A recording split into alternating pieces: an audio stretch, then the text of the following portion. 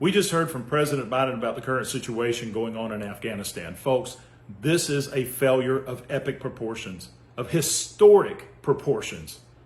It is an embarrassment to the United States and an embarrassment to the entire world. There are American citizens who are stuck in Kabul. Some that could see the airport, but they can't get to the airport. Look, we have people on the ground who are reporting what's going on. The news media obviously has more information, credible information, than the President of the United States does. When he said in this press conference that any American that wants to come to the airport can get there just by showing their passport, that is not true. We're hearing reports from people there and on news media that they are being stopped before they can get to the airport. And when they get to the airport, they can't even get in.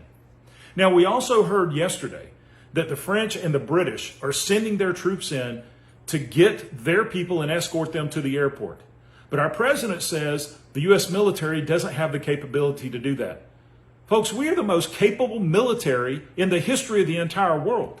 If we can go into a foreign nation, into a highly secured bunker, and take out Osama bin Laden, then why can we not send forces in to get American citizens that we know where they are, out of their homes, out of the places that they're in hiding, and get them to the airport? We can. It isn't a matter of capability, it's a matter of will. And this president does not have the will to do what needs to be done. He says that we're negotiating with the Taliban to ensure the security of Americans getting to the airport, but at the same time, he says he doesn't trust the Taliban. He says that they had no idea that this is what would happen if we pulled American forces out.